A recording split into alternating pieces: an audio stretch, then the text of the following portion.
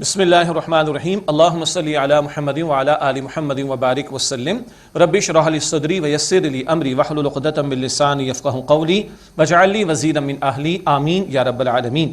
السلام علیکم ورحمۃ اللہ وبرکاتہ۔ ناظرین کرام خوش آمدید کہتے ہیں۔ خصوصی پروگرام دورہ ترجمہ قرآن سورہ احزاب کا ہم نے مطالعہ شروع کر رکھا ہے اور قرآن پاک کے 22ویں پارے کا مطالعہ شروع ہو گیا۔ نبی مکرم علیہ السلام کے ازواج مطہرات کا ذکر خیر چل رہا ہے اور ان سے خطاب کرتے ہوئے اہل ایمان کی عورتوں کو بھی رہنمائی عطا ہو رہی ہے۔ سورہ احزاب کی آیت نمبر 32 سے مطالعہ شروع کر لیں۔ ایک پہلے نقطے کی وضاحت ہو جائے۔ اب جو احکامات ہیں وہ حیا کے اعتبار سے، نامحرم سے کلام کرنے کے اعتبار سے، عورت کے اصل مقام کے اعتبار سے، عورت کی ذمہ داری کے اعتبار سے کچھ باتیں یہاں آیت نمبر 32 اور 33 میں، اور پھر آیت نمبر 53 اور 59 میں پردے کے احکامات کے حوالے سے بھی کچھ باتیں آ رہی ہیں۔ ان نقطوں کو بھی ذہن میں رکھیں گے انشاءاللہ۔ آئیے مطالعہ شروع کرتے ہیں سورہ احزاب آیت نمبر 32 سے۔ اعوذ باللہ من الشیطان الرجیم، بسم اللہ الرحمن الرحیم۔ یا نساء النبی لستن کاحد من النساء، اے نبی علیہ السلام کی بیویوں تم عورتوں میں سے کسی عام عورت کی طرح نہیں ہو۔ ان اتقیتن، پھر اگر تم تقوی اختیار کرتی رہو، ان اتقیتن، اگر تم تقوی اختیار کیے رکھو، فلا تخضعن بالقول فیطمع الذی فی قلبہ مرض، تو گفتگو میں نرم لہجہ ایسا اختیار نہ کرو کہ جس کے دل میں کھوٹ ہے وہ کوئی لالچ کرے، برا خیال لائے۔ وَقُلْنَ قَوْلًا مَعْرُوفًا، اور تم بات کرو بھلی بات۔ بہرحال عورت کی آواز میں بھی اللہ تعالیٰ نے مرد کے لیے ایک کشش رکھی ہے، تو کہیں گفتگو کرنے کا موقع آ جائے یقیناً نامحرم سے تو ضرورت کی گفتگو کی جا سکتی، کوئی حرج نہیں، لیکن اس میں نزاکت یا کشش اختیار نہ کی جائے کہ کہیں سامنے والا اس کے دل میں کوئی برا ناپاک پہلو ہے تو کوئی برا خیال لا کر برا ارادہ کر بیٹھے۔ تو نامحرم سے کلام ہے، ضرورت کی بات کی جا سکتی ہے، لیکن کوئی کشش پیدا کرنا، آواز میں نزاکت پیدا کرنا، ایسا نرم لہجہ کہ کوئی کچھ اس سے لے کر کچھ خیال لانے کی کوشش کرے، اس کی اجازت نہیں۔ ہاں وَقُلْنَ قَوْلًا مَعْرُوفًا، بھلے انداز سے بات کرو، ایسا نہیں کہ چیخنا چلانا شروع کر دیا جائے اور ڈانٹ ڈپٹ والا انداز شروع کر دیا جائے، ایسا نہیں ہے، لیکن بھلے طریقے پر معروف انداز سے گفتگو کی جائے۔ آگے فرمایا وَقَرْنَ فِي بُيُوتِكُنَّ وَلَا تَبَرَّجْنَ تَبَرُّجَ الْجَاهِلِيَّةِ الْأُولَىٰ، اور اپنے گھروں میں قرار پکڑو اور پہلی جاہلیت کی طرح بناؤ سنگھار کا اظہار کرتی نہ پھرو۔ اللہ اکبر۔ اپنے گھروں میں قرار پکڑو، اہم ترین مقام ہے عورت کے لیے اس کا گھر۔ نماز میں بھی جماعت کی پابندی عورتوں پر لازم نہیں کی گئی، اور احادیث مبارکہ سے اس بات کا بھی ثبوت ملتا ہے کہ عورت کی افضل نماز بھی گھر میں ہے۔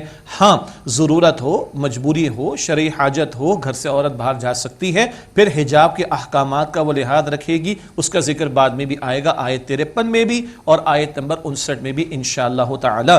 البتہ عورت کے لیے اصل معاملہ کیا ہے؟ گھر اور خاندان کی تعمیر اس کے حوالے کی گئی ہے، ماں کی حیثیت میں، بیوی کی حیثیت میں گھر کو سنبھالنا، گھر کی تعمیر کا معاملہ، یہ اہم ترین ذمہ داری عورت کی ہے۔ اور عورت کو آج تو پوری دنیا کے اندر اکثر و بیشتر مردوں کے شانہ بشانہ کھڑا کرنے کا پرفریب نعرہ لگا کر جو باہر لا کر کھڑا کر دیا گیا، تو USSR کا آخری صدر گورباچوف کہتا ہے اب ہمیں ایک ایسی تحریک چلانی چاہیے کہ جس عورت کو ہم نے باہر لا کر سڑک پر کھڑا کر دیا، اس کو وہاں سے لے کر اس کے اصل مقام گھر تک کیسے پہنچایا جائے۔ یہ USSR نام کی کوئی شے دنیا میں نہیں ہے، اس کے آخری صدر کو تو سمجھ آ گئی۔ بہرحال اللہ کرے ہم مسلمانوں کو بھی سمجھ آ جائے، جو پتہ نہیں عورت کو کہاں تک پہنچانے کے چکر میں پہنچ گئے ہیں، مغرب کی نقالی کرتے کرتے۔ ضرورت ہو گھر سے باہر جائے، حجاب کا اہتمام کرے، ٹھیک، اصل اس کی ذمہ داری گھر کو بنانے کی اور مستقبل کی تعمیر کی، خاندان کی تعمیر کی ہے۔ فرمایا اور اپنے گھروں میں قرار پکڑو، ولا تبرجن تبرج الجاہلیۃ الاولیٰ، اور پہلی جاہلیت کی طرح بناؤ سنگھار کر کے نمایاں ہو کر کس طرح عورت کو پیش کیا جاتا ہے۔ اور آج جو ایڈورٹیزمنٹ کے نام پر، مارکیٹنگ کے نام پر، بے حیائی کے نام پر، فحاشی کے نام پر، شیطانی کاموں کے نام پر کس انداز سے عورت کے جسم کو پریزنٹ کیا جاتا ہے، یہ تذلیل کرنے والی بات ہے عورت کی۔ پہلی جاہلیت کہا، وہ پہلی جاہلیت کے بناؤ سے انکار کر کے نمایاں ہو کر لوگوں کے سامنے نہ پھرو، تو گویا معلوم ہوتا ہے کہ دوسری جاہلیت بھی آئے گی، جو شاید ہم اپنے دور میں آج دیکھ رہے ہیں کہ عورت کو کس طرح کھلونا بنا کر، تماشا بنا کر اس کو پریزنٹ کر دیا گیا۔ انا للہ و انا الیہ راجعون۔ واقمنا الصلاۃ واتینا الزکاۃ واطیعنا اللہ ورسولہ، اور نماز قائم کرو اور زکوٰۃ ادا کرتی رہو اور اللہ تعالیٰ اور اس کے رسول علیہ السلام کی اطاعت کرو۔ بعض لوگ فرماتے ہیں بھئی یہ پردے کے احکامات آپ لوگ جو بیان کرتے ہیں نا، یہ اللہ کے رسول کی ازواج مطہرات کے لیے صلی اللہ علیہ وسلم، تو بھائی اللہ تعالیٰ ان کو فرما رہے ہیں نماز قائم کرو، زکوٰۃ ادا کرو، اللہ اور اللہ کے رسول علیہ السلام کی اطاعت کرو، تو یہ بھی امت کی ماؤں کے لیے فقط؟ آپ مسلمان عورت تو چھٹی اس کی، نہ نماز نہ زکوٰۃ نہ اللہ اس کے رسول کی اطاعت، عجیب بات ہے، عجیب بات ہے۔ ان سے مخاطبت اور امت کی عورتوں کے لیے تعلیم ہے، سب کے لیے پردے، یعنی ساری عورتوں کے لیے پردے حجاب کے احکامات موجود ہیں۔ واقمنا الصلاۃ وآتینا الزکاۃ واطیعنا اللہ ورسولہ، اور تم نماز قائم کرو، زکوٰۃ دیتی رہو اور اللہ اور اس کے رسول علیہ السلام کی اطاعت کرو۔ انما یرید اللہ لیذھب عنکم الرجس اہل البیت، بے شک اللہ تعالیٰ تو چاہتا ہے کہ اے اہل بیت، اللہ تعالیٰ تم سے ہر طرح کی آلودگی کو دور فرما دے، ویطہرکم تطہیرا، اور تمہیں خوب پاک صاف فرما دے، تزکیہ باطن فرما کر، تزکیہ نفوس فرما کر اعلیٰ مقام پر تم پر فائز کرے تمہیں۔ اہل بیت کے الفاظ آئے، کس سے مخاطبت ہو رہی ہے؟ نبی اکرم علیہ السلام کے ازواج مطہرات سے، تو حضور کی تمام ازواج مطہرات اولاً اہل بیت ہے۔ سورہ ہود کی آیت نمبر 73 میں ابراہیم علیہ السلام کے قصے میں ان کی زوجہ کو اہل بیت کہا گیا، یا حضور علیہ السلام کی ازواج مطہرات کو اہل بیت کہا گیا۔ اللہ اکبر۔ ہاں، یہ قرآن پاک میں، احادیث مبارکہ میں اللہ کے پیغمبر علیہ السلام نے چادر میں لیا، اور اللہ کے حضور بھی ذکر کیا، سیدنا علی رضی اللہ تعالیٰ عنہ، سیدہ فاطمہ الزہرا رضی اللہ تعالیٰ عنہ، حضرات حسنین رضی اللہ تعالیٰ عنہما، یہ سب بھی حضور فرماتے میری اہل بیت۔ قرآن کریم کے مطابق ازواج مطہرات اہل بیت، اور احادیث مبارکہ کے مطابق سیدنا علی، سیدہ فاطمہ، حضرات حسنین رضی اللہ تعالیٰ عنہم اجمعین، سب اہل بیت میں شامل۔ اور دلچسپ بات، ایک روایت میں سلمان فارسی رضی اللہ عنہ، ان کو بھی حضور نے فرمایا کہ وہ میرے اہل بیت میں سے ہے۔ تو یہ اہل بیت کا وسیع تصور قرآن پاک اور احادیث مبارکہ کی روشنی میں سامنے رہے۔ یہاں ازواج مطہرات سے کلام ہو رہا ہے۔ وَاذْكُرْنَ مَا يُتْلَى فِي بُيُوتِكُنَّ مِنْ آيَاتِ اللَّهِ وَالْحِكْمَةِ، اور جو تمہارے گھروں میں اللہ تعالیٰ کی آیات اور حکمت کی باتیں تلاوت کی جاتی ہیں، ان کا دھیان رکھو، ان کو یاد رکھو۔ حکمت سے مراد حدیث رسول بھی لی گئی، نبی اکرم علیہ السلام کے ارشادات۔ تو قرآن حکیم اور احادیث مبارکہ کا بہت بڑا خزانہ امت کو ملا ازواج مطہرات کے ذریعے سے۔ ان اللہ کان لطیفا خبیرا، بے شک اللہ تعالیٰ بہت باریک بھی ہے، خوب خبر رکھنے والا ہے۔ اگلی آیت کریمہ طویل بھی ہے اور بڑی خوبصورت ہے، 10 صفات کا ذکر ہے، مردوں کی الگ، عورتوں کی الگ۔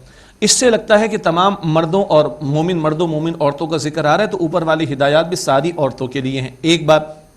دوسری بات، کبھی کبھار بعض صحابیات نے عرض کیا رسول اللہ علیہ السلام، مردوں کا ذکر تو بڑا آتا ہے قرآن پاک میں، ہمارا نہیں آتا۔ تو ایک اصول تو ہے کہ مردوں سے مخاطبت کرتے ہوئے عموم کی ہدایات میں، مثلا نماز ہے، زکوٰۃ ہے، عموم کی ہدایات میں عورتیں بھی شامل ہوتی ہیں، مگر اللہ تعالیٰ کے سوالات اتنے پسند آئے کہ اللہ تعالیٰ نے یہاں اور کچھ اور مقامات پر مردوں کا ذکر الگ، عورتوں کا ذکر الگ فرمایا۔ اب یہ ایک آیت ہے، ایک نہیں، دو نہیں، 10 مرتبہ مومن مردوں کی صفات الگ اور مومن عورتوں کی صفات کا الگ ذکر ہو رہا ہے۔ فرمایا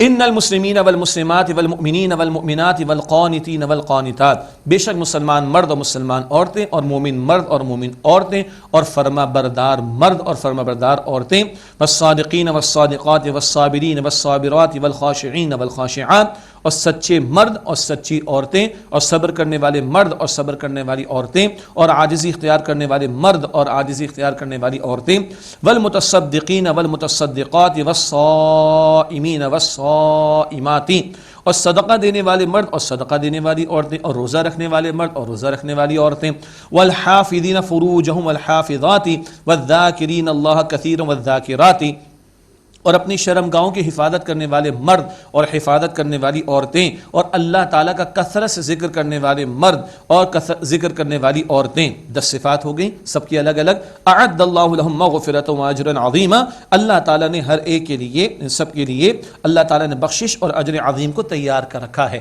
گھر کا نظام چلانے کے لیے مرد کو ایک درجہ اوپر رکھا، کفیل بنا کر، ذمہ دار بنا کر، حاکم بنا کر، منتظم بنا کر، اتھارٹی اس کے پاس۔ عورت کا رول سپورٹو بھی ہوگا۔ گھر کے اندر کی ذمہ داری زیادہ عورت کے ذمہ، گھر کے باہر کی ذمہ داری مرد کے ذمہ، یہ نظام چلانے کے لیے ہے۔ باقی اللہ کو راضی کرنے کی کوشش کرنا، اخلاقی میدان میں آگے بڑھنا، روحانی ترقی میں آگے بڑھنا، جنت کمانے کی محنت میں آگے بڑھنا، آخرت کے اجر و ثواب کمانے میں آگے سے آگے بڑھنا، یہ میدان مرد کے لیے بھی کھلا ہے، یہ میدان عورت کے لیے بھی کھلا ہے۔ 10 صفات جو مردوں کی آئیں، 10 صفات وہی عورتوں کی بھی بیان کی گئی۔ اگلی آیت کریمہ میں اطاعت الہی، اطاعت رسول کی خاص اہمیت اور ایک خاص پس منظر جب نبی مکرم علیہ السلام نے اپنی پھپھی ذات بہن زینب بنت جہش رضی اللہ تعالی عنہا کو فرمایا تھا کہ وہ حضرت زید رضی اللہ تعالی عنہ، زید بن حارثہ جو حضور کے آزاد کردہ غلام تھے، ان سے نکاح کر لیں۔ اور یہ زید بن حارثہ حضور کے منہ بولے بیٹے کے عنوان سے مشہور بھی ہو گئے تھے اور زید بن محمد کہلاتے تھے صلی اللہ علیہ وسلم۔ پھر اللہ تعالیٰ نے توجہ دلائی کہ منہ بولا بیٹا حقیقی بیٹا نہیں ہوتا۔ اس پس منظر کو ذہن میں لیجئے، اور ایک رسم بد جو عرب میں پڑ چکی تھی کہ وہ منہ بولے بیٹے کو حقیقی بیٹا سمجھتے، اور اگر یہ بیٹا اپنی بیوی کو طلاق دے دے تو اس خاتون سے نکاح کو حرام سمجھتے۔ یہ رسم بد اللہ تعالیٰ نے نبی علیہ السلام سے دور کروائی، ختم کروائی ہے۔ اس پس منظر میں اگلی باتیں ہیں۔ وما كان لمؤمن ولا مؤمنة اذا قضى الله ورسوله امرا ان يكون لهم الخيرة من امرهم، اور کسی مومن مرد اور کسی مومن عورت کے لیے گنجائش نہیں کہ جب اللہ تعالیٰ اور اس کے رسول علیہ السلام کسی کام کا فیصلہ فرما دیں کہ اب ان کے لیے ان کے کام میں کوئی اختیار باقی ہو۔ جہاں اللہ اور اللہ کے رسول کا حکم آ گیا، میری مرضی نیچے، ہماری مرضی نیچے، اللہ اور اللہ کے رسول کا حکم اوپر، کوئی اختیار ہمارے پاس اب نہیں صلی اللہ علیہ وسلم۔ وَمَن يَعْصِ اللَّهَ وَرَسُولَهُ فَقَدْ ضَلَّ ضَلَالًا مُبِينًا، اور جو نافرمانی کرے اللہ تعالیٰ اس کے رسول علیہ السلام کی تو یقیناً وہ سری گمراہی میں جا پڑا۔ وَإِذْ تَقُولُ لِلَّذِي أَنْعَمَ اللَّهُ عَلَيْهِ وَأَنْعَمْتَ عَلَيْهِ أَمْسِكْ عَلَيْكَ زَوْجَكَ وَاتَّقِ اللَّهَ، اور یاد کیجئے اے نبی علیہ السلام جب آپ اس شخص کو فرما رہے تھے زید بن حارثہ رضی اللہ عنہ کہ جس پر اللہ تعالیٰ نے انعام فرمایا اور آپ نے بھی انعام فرمایا کہ اپنی بیوی کو اپنے پاس روکے رکھو اور اللہ تعالیٰ سے ڈرو۔ نبی علیہ السلام کی پھوپھی ذات بہن زینب کا رضی اللہ تعالی عنہ، زینب بنت جہش، نکاح تو حضور کے حکم پر ہو گیا لیکن بات چلی نہیں، کیونکہ بہرحال وہ قریش کے خاندان سے تعلق رکھتی تھیں اور یہ آزاد کردہ ایک غلام تھے، بات چل نہ سکی۔ تو اللہ کے رسول چاہتے تھے کہ معاملہ چلے اور یہ زید ان کو طلاق نہ دیں، لیکن اللہ تعالیٰ کی اپنی مشیت تھی اور ایک رسم بد کا خاتمہ اللہ تعالیٰ نے کرانا تھا، چنانچہ وہ بات ابھی آگے آ رہی ہے۔ تو حضور کیا فرماتے تھے؟ امسک علیک زوجک، اپنی بیوی کو روکے رکھو اپنے پاس، مراد طلاق نہ دو، واتق اللہ، اور اللہ تعالیٰ سے ڈرو، وتخفی فی نفسک ما اللہ مبدیہ وتخشی الناس، اور آپ پوشیدہ رکھتے تھے اپنے دل میں وہ بات جسے اللہ تعالیٰ ظاہر فرمانے والا تھا، اور آپ لوگوں سے کچھ ڈر محسوس کر رہے تھے۔ کس بات کا؟ لوگ اعتراض کریں گے، ہاں منہ بولا بیٹا اس کو لوگ حقیقی بیٹا سمجھتے تھے، اب اس کی بیوی سے ہاں اللہ چاہے گا کہ آپ کا نکاح ہو صلی اللہ علیہ وسلم، تو لوگ کیا اعتراض کریں گے؟ میری دعوت جو دین کی دعوت پیش کروں اس میں رکاوٹ نہ آ جائے۔ پھر یہ حضور کا 5واں نکاح ہونا ہے، جی عام مسلمانوں کے لیے 4 کی اجازت، حضور کے لیے ایک اور گنجائش اللہ تعالیٰ عطا فرما رہے، ابھی ذکر آگے چل کر آئے گا، لوگ تو طوفان مچا دیں گے۔ تو دعوت دین کے کام میں، محنت دین کے کام میں رکاوٹ کا یہ اللہ کے رسول کو اندیشہ ہو رہا ہے صلی اللہ علیہ وسلم۔ اللہ تعالیٰ فرما رہا ہے واللہ احق ان تخشا، اور اللہ تعالیٰ اس بات کا زیادہ اور سب سے بڑھ کر حقدار ہے کہ آپ اس سے ڈر رکھیے۔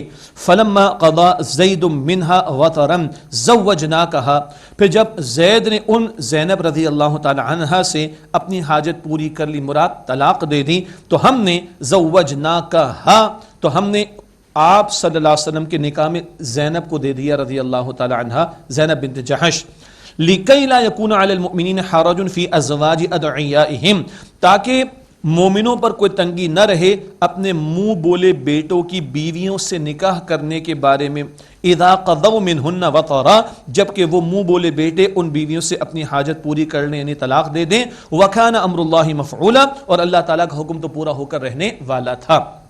یہ اللہ کی مشیت تھی، چنانچہ وہ طلاق کا معاملہ ہوا اور پھر نبی مکرم علیہ السلام کا نکاح حضرت زینب بنت جہش سے اللہ تعالیٰ نے طے فرما دیا۔ دونوں کے اعتبار سے دیکھیے گا، حضرت زید کا معاملہ بہرحال طلاق کا معاملہ بھی پیش آ گیا، لیکن ان کی دلجوئی کیسے ہو رہی ہے؟ واحد صحابی جن کا نام قرآن کریم میں ذکر ہوا وہ زید ہیں رضی اللہ تعالیٰ عنہ، سبحان اللہ۔ اور بی بی زینب کا معاملہ بہرحال ایک ان کی اپنی چاہت کا معاملہ تھا، مگر حضور کا حکم ماننا پڑا، ان کے لیے بھی ایک بڑا مشقت کا معاملہ، مشکل کا معاملہ، اور آگے سے طلاق کا معاملہ۔ ان کی دلجوئی کیا ہو رہی ہے؟ اللہ تعالیٰ نے حضور کے نکاح میں ان کو دے دیا، اور وہ فرماتی تھی بقیہ ازواج مطہرات کو، ارے تم سب کے نکاح تو زمین پر ہوئے، میرا نکاح تو ساتوں آسمان پر میرے رب نے طے کیا محمد مصطفیٰ کریم سے صلی اللہ علیہ وسلم۔ یہ جامع ترمذی کی روایت۔ تو حضرت زید کے لیے بھی حضرت زینب دونوں رضی اللہ تعالیٰ عنہما یہ دلجوئی کا سامان بھی ہو گیا۔ اور وہ رسم بد کہ منہ بولے بیٹے کو حقیقی بیٹا سمجھتے، اس کی بیوی اگر اس کو طلاق دے دی تو اس سے نکاح حرام سمجھتے، اللہ نے یہ رسم بد حضور سے ختم کرائی ہے۔ وَكَانَ أَمْرُ اللَّهِ مَفْعُولًا، اور اللہ کا حکم پورا رہنے والا ہے۔ مَا كَانَ عَلَى النَّبِيِّ مِنْ حَرَجٍ فِي مَا فَرَضَ اللَّهُ لَهُ، نبی علیہ السلام پر اس کام میں کوئی حرج یعنی تنگی نہیں ہے جو اللہ تعالیٰ نے ان کے لیے مقرر فرما دیا۔ معاف کیجیے گا، سنت اللہ فی الذین خلو من قبل، یہ اللہ تعالیٰ کا دستور رہا ہے ان کے بارے میں جو پہلے گزرے ہیں۔ وَكَانَ أَمْرُ اللَّهِ قَدَرًا مَقْدُورًا، اور اللہ تعالیٰ کا حکم نپا تلا مقدر ہوتا ہے، طے شدہ۔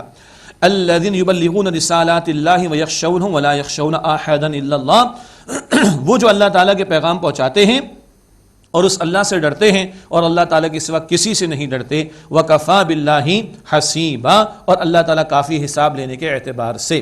اگلی آیت کریمہ بہت معروف ہے، ختم نبوت کی ایک دلیل، ویسے تو دلائل جا بجا قرآن پاک میں ختم نبوت کے آئے ہیں، یہاں پر ایک دلیل اور ہے۔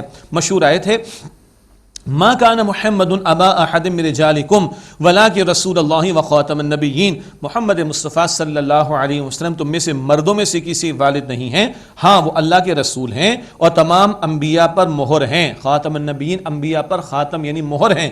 وکان اللہ بکل شیء علیما، اور اللہ تعالیٰ ہر بات کا علم رکھنے والا ہے۔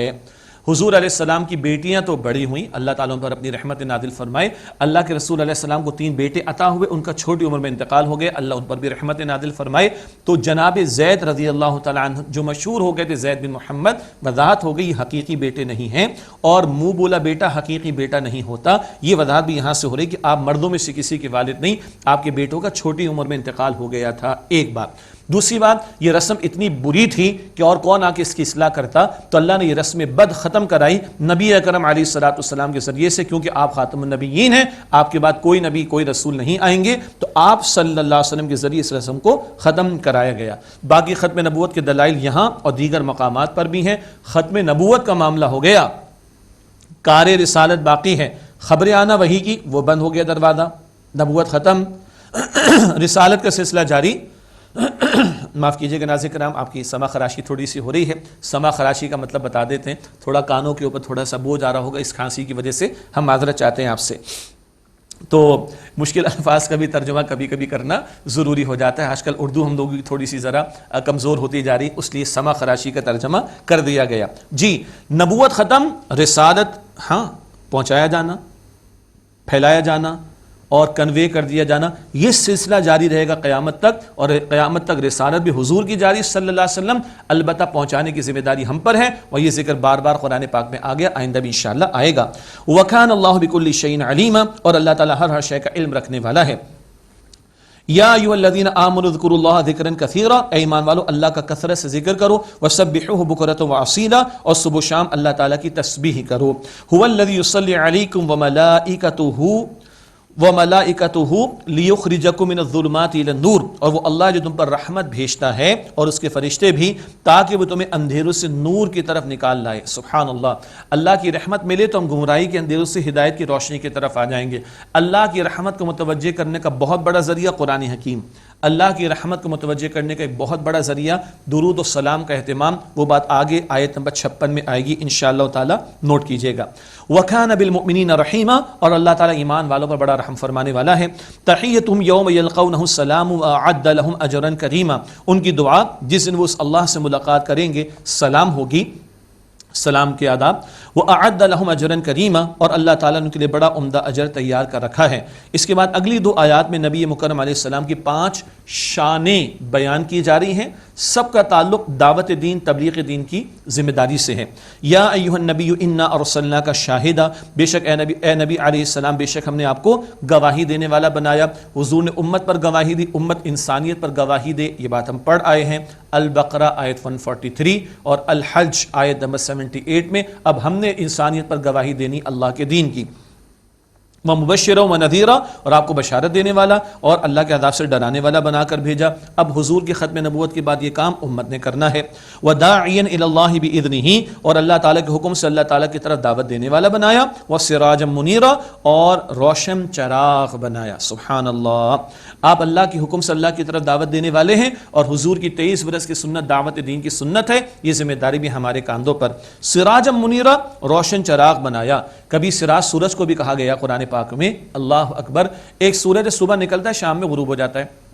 محمد مصطفیٰ علیہ السلام جو روحانیت لے کر آئے اور جو نورانی تعلیمات لے کر آئے، وہ سورج کبھی غروب نہیں ہوگا۔ سورج کی تپش کبھی کبھی پریشان بھی کرتی گرمیوں میں، ہے نا، لیکن محمد مصطفیٰ علیہ السلام کی جو نورانی تعلیمات ہیں وہاں تو فائدہ ہی فائدہ ہے۔ رحمت آپ رحمت للعالمین صلی اللہ علیہ وسلم۔ اور غور کیجئے گا، بہت قیمتی نقطے مفسرین نے بیان فرمائے۔ یہ ساری ذمہ داری اب انسانیت کے سامنے دین کی گواہی دینا، خیر کی اطاعت قبول کرنے والوں کو بشارت دینا، اللہ کی نافرمانی کرنے والوں کو اللہ کے عذاب سے ڈرانا، اللہ کی طرف دعوت دینا، اور ہدایت انسانیت تک پہنچے اس کا ذریعہ بننا، یہ ذمہ داریاں حضور نے انجام دی صلی اللہ علیہ وسلم۔ اب یہ امت مسلمہ کے کاندھوں پر ذمہ داری ہے۔ فرمایا وبشر المؤمنین بان لهم من اللہ فضلا کبیرا، اور آپ ایمان والوں کو خوشخبری دے دیجئے کہ ان کے لیے اللہ تعالیٰ کی طرف سے بڑا فضل ہے۔ ولا تطع الکافرین والمنافقین ودع اذاهم وتوکل علی اللہ، اور آپ کفار کی بات نہ مانیے اور منافقین کی بھی نہ مانیے، اور آپ ان کی بات کو اہمیت نہ دیجئے۔ ودع اذاهم، اور ان کی ایذا دینے کا خیال نہ کیجئے۔ وتوکل علی اللہ، اور اللہ پر توکل کیجئے، بھروسہ کیجئے۔ وکفی باللہ وکیلا، اور اللہ کافی ہے بطور کارساز۔ یا ایھا الذین آمنوا اذا نکحتم المؤمنات ثم طلقتموهن من قبل ان تمسوهن، اے ایمان والو جب تم مومن عورتوں سے نکاح کرو پھر تم انہیں اس سے پہلے طلاق دے دو کہ تم نے انہیں ہاتھ لگایا ہو، یعنی رخصتی سے پہلے طلاق کا معاملہ۔ فما لکم علیہن من عدۃ تعتدونها، تو ان پر تمہارا کوئی ذمہ نہیں ہے کہ تم ان کی عدت کراؤ رخصتی سے پہلے۔ اللہ محفوظ رکھے ایسے معاملات سے اور طلاق کی کسی بھی شکل سے۔ اگر ایسا معاملہ ہو گیا ہو تو پھر عدت نہیں ہے اگر رخصتی سے پہلے طلاق کا معاملہ ہو جائے۔ ہاں، فمتعوہن وسرحوہن سراحا جمیلا، انہیں کچھ متاع دے دو، کوئی کپڑا، کوئی تحفہ۔ یاد آیا سورۃ البقرہ میں تفصیل آئی تھی، وسرحوہن سراحا جمیلا، اور انہیں رخصت کر دو عمدگی کے ساتھ، بھلے طریقے پر۔ سبحان اللہ، باقی تفصیلات البقرہ میں آئی تھی۔ اور اگر مہر مقرر تھا تو نصف دینا ہوگا، اور اگر مہر مقرر نہیں تھا تو کچھ جوڑا، کچھ تحفہ دے کر فارغ کرنا ہوگا۔ کچھ وضاحتیں سورۃ البقرہ میں تھی۔ یہاں نقطہ کیا تھا؟ رخصتی سے پہلے طلاق اگر دے دی گئی ہے تو عدت کا معاملہ نہیں ہے۔ اگلی آیات میں نبی مکرم علیہ السلام کا خاص تذکرہ ہے، اور آپ علیہ السلام کو اللہ تعالیٰ نے کچھ خصوصیات اور کچھ اجازتیں عطا فرمائی تھی، ان کا ذکر ہے۔ مثلاً عام مسلمانوں کے لیے 4 کی پابندی ہے، میکسیمم 4 نکاح ایک مرد مسلمان ایک وقت میں کر سکتے ہیں، اجازت ہے، حکم نہیں دیا گیا، اجازت ہے۔ حضور کے لیے تعداد کی پابندی نہیں تھی، عام مسلمان کے لیے نکاح کرے تو اس کو مہر دینا لازم ہے۔ حضور کے لیے گنجائش تھی کہ اگر کوئی خاتون حبا کر دے تو آپ مہر نہ دیں تب بھی نکاح ہو جائے گا۔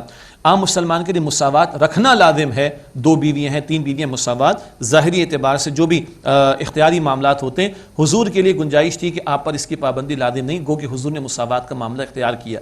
ان باتوں کو میں کہہ رہا ہوں کہ یہ حضور علیہ السلام کو جو خصوصیات عطا ہوئیں ان کا ذکر بھی یہاں پر ہے۔ ارشاد ہوا، یا ایھا النبی انا احللنا لک ازواجک اللاتی آتیت اجورہن وما ملکت یمینک مما افاء اللہ علیک، اے نبی علیہ السلام ہم نے آپ کے لیے حلال کی آپ کی وہ بیویاں جن کو آپ نے ان کا مہر دے دیا، اور آپ کی کنیزیں ان میں سے جو اللہ تعالیٰ نے آپ کے اختیار میں دے دیں۔ کچھ کنیزیں بھی حضور کے اختیار میں آئیں، آگے ذرا سا ذکر کر دیں گے انشاءاللہ۔ وبنات عمک وبنات عماتک وبنات خالک وبنات خالیاتک اللاتی ہاجرن معک، اور آپ کے چچا کی بیٹیاں، آپ کی پھپھیوں کی بیٹیاں، اور آپ کے ماموں کی بیٹیاں، اور آپ کی خالاؤں کی بیٹیاں، وہ کہ جنہوں نے آپ کے ساتھ ہجرت کی۔ مطلب یہ کہ ہجرت حضور کے بالکل ساتھ کرنا نہیں، ہجرت کر کے وہ بھی مدینہ شریف آ گئیں، ان کی طرف اشارہ۔ وامرأۃ مؤمنہ، اچھا اس میں کافی تفصیلات اور بھی ہیں، وہ پہ تفصیل آپ تفاصیل میں دیکھیے گا۔ میں پڑھ کر تو آیا ہوں لیکن اتنا وقت نہیں کہ آپ کے سامنے تفصیل بیان کی جا سکے، تو میں نے بھی کچھ پڑھا، آپ بھی کچھ پڑھیے گا انشاءاللہ تعالی، اللہ خیر فرمائے گا۔ وَامْرَأَةً مُؤْمِنَةً إِن وَهَبَتْ نَفْسَهَا لِلنَّبِيِّ، اور وہ مومن عورت جو اپنے آپ کو نبی علیہ السلام کی خدمت میں پیش کر دے، ان اراد النبی ان یستنکحها، اگر نبی علیہ السلام بھی اس خاتون کو اپنے نکاح میں لینا چاہیں، خالصۃ لک من دون المؤمنین، یا ہم اہل ایمان کے علاوہ اے نبی خاص آپ کے لیے اجازت ہے، مہر ادا نہ کریں تو بھی گنجائش ہے، اگر کسی خاتون نے اپنے آپ کو حضور کی خدمت میں پیش کر دیا، جائز رکھا گیا حضور کے لیے۔ قد علمنا ما فرضنا علیہم فی ازواجہم وما ملکت ایمانہم، یقیناً ہمیں معلوم ہے جو ہم نے ان کی عورتوں اور کنیزوں کے بارے میں ان پر فرض کیا ہے، یعنی جو احکام دیے اللہ فرماتا ہے ہمارے علم میں، ہم ہی نے تو دیے، اللہ فرما رہا ہے لِكَيْ لَا يَكُونَ عَلَيْكَ حَرَجٌ، تاکہ آپ پر کوئی تنگی کا معاملہ نہ رہے، وَكَانَ اللَّهُ غَفُورًا رَحِيمًا، اور اللہ تعالیٰ بہت بخشنے والا، نہایت رحم فرمانے والا ہے۔ ترجی من تشاء منہن وتؤوی الیک من تشاء، آپ جس کو چاہیں دور رکھیں ان میں سے اور جسے چاہیں اپنے پاس رکھیں، ومن ابتغیت ممن عزلت فلا جناح علیک، اور ان میں سے کسی کو اگر آپ نے دور رکھا ہو پھر آپ طلب کریں تو کوئی حرج کا معاملہ نہیں آپ پر۔ ذالک ادنی ان تقر اعینہن ولا یحزن ویرضین بما آتیتہن کلہن، یہ اس بات کے زیادہ قریب ہے کہ ان کی آنکھیں ٹھنڈی رہیں اور وہ غمزدہ نہ ہوں اور وہ اس پر راضی رہیں اے نبی جو آپ ان سب کو عطا کریں۔ اللہ اکبر، مساوات کی پابندی نہیں تھی مگر حضور نے باریاں مقرر کر رکھی تھیں۔ مدینہ شریف میں عصر کی نماز کے بعد حجرے تھے، ایک ایک کے پاس، خاتون کے پاس، زوجہ کے پاس جاتے اور رات وہاں بسر فرماتے جن کی باری ہوتی، اور اگر کہیں آپ نے زیادہ رکنا ہوتا تو آپ اجازت لیتے۔ البتہ حضور علیہ السلام کو یہ اجازت تھی کہ مساوات آپ پر لازم نہیں، تو یہ ان ازواج مطہرات کا کوئی استحقاق نہیں بلکہ انعام تھا، اگر حضور ان کو وقت دیں تو اب وہ اللہ کے رسول علیہ السلام کے ازواج مطہرات کے بارے میں بتا دیا گیا کہ ان کی آنکھیں ٹھنڈی رہیں، وہ غمزدہ نہ ہوں اور اس پر راضی رہیں جو آپ ان کو عطا فرمائیں۔ واللہ یعلم ما فی قلوبکم، اور اللہ جانتا ہے لوگوں جو تمہارے دلوں میں ہے۔ اللہ اجازت دے رہے اپنے پیغمبر علیہ السلام کو، بس ذہن کلیئر اور دل بھی صاف رہے۔ وکان اللہ علیما حلیما، اور اللہ تعالیٰ خوب علم رکھنے والا، حلم رکھنے والا ہے۔ لا يحل لك النساء من بعد ولا ان تبدل بهن من ازواج، حلال نہیں اے نبی علیہ السلام آپ کے اس کے بعد اور عورتیں، اور نہ یہ کہ آپ ان سے اور عورتوں کو بدل لیں کہ طلاق دے کر کسی اور سے نکاح کر لیں، نہیں۔ وہ آیت تخیر جو ہم نے پڑھی نا 21 پارے کے ختام پر، اس کے بعد یہ اللہ نے پابندی لگا دی اب مزید حضور نکاح نہ کریں، اور جو ہیں وہی حضور کے حرم میں خواتین رہیں گی اور ان کو بدلنے کی بھی اجازت نہیں۔ ولو اعجبک حسنہن، چاہے ان اور خواتین کا حسن متاثر ہی کیوں نہ کرے، الا ما ملکت یمینک، سوائے آپ کی کنیزوں کے، کنیزوں سے استفادے کی گنجائش تھی، بی بی ریحانہ، بی بی ماریہ اور بی بی جویریہ، بی بی صفیہ رضی اللہ تعالی عنہن اجمعین، اور ان میں سے بی بی جویریہ، بی بی صفیہ کے بارے میں کہ حضور نے آزاد کر کے ان کو اپنے حرم میں شامل کیا، الا ما ملکت یمینک، سوائے آپ کی کنیزوں کے وہ گنجائش رکھی گئی۔ وکان اللہ علی کل شیء رقیبا، اور اللہ تعالیٰ ہر شے پر نگہبان ہے۔ آئیے ناظرین کرام مختصر دعا پر محفل کا اختتام کرتے ہیں۔ بسم اللہ الرحمن الرحیم، اللہم صلی علی محمد وعلی آل محمد وبارک وسلم، اللہم انک عفو کریم تحب العفو فاعف عنا، اے اللہ تو معاف فرمانے والا ہے، کریم ہے، معاف کرنے کو پسند فرماتا ہے، اے اللہ ہم سب کو معاف فرما دے، اے اللہ ہم سب کی، ہمارے ماں باپ کی، ہمارے گھر والوں کی، تمام مسلمانوں کی مغفرت فرما دے، اے اللہ ہمارے صغیرہ کبیرہ گناہوں کو بخش دے، اے اللہ ہمیں جہنم سے آزاد فرما دے، اے اللہ ہمیں جنت الفردوس عطا فرما، اے اللہ ہم سب سے راضی ہو جا۔ وصلی اللہ علی النبی الکریم وعلی آلہ واصحابہ اجمعین برحمتک یا ارحم الراحمین۔ يا رحمن